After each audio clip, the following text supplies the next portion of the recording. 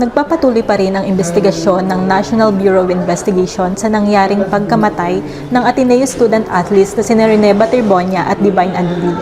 This Monday morning nga ay dumating dito ang respective legal counsel ng Ateneo Men's Basketball Team Assistant Coach CJ Elumba and Student Manager Paulo Adibiso. Ayon sa kanyang abogado, hindi nakarating personally si Adibiso dahil sa kaka-engage lamang daw sa kanya, pero nangako raw siya na a-attend siya personally sa June 24. Samantala, si Elumba naman ay mayroon daw siyang prior commitment. Bukod sa kanilang dalawa ay nakaschedule din na mag-appear dito sa Homicide Division ang ilang coaching staff at utility workers ng Ateneo de Manila University. Bukas naman inaasahan ang appearance ni Coach Tab Baldwin dito sa NBI. Ayon yan mismo kay Director Melvin Matibag.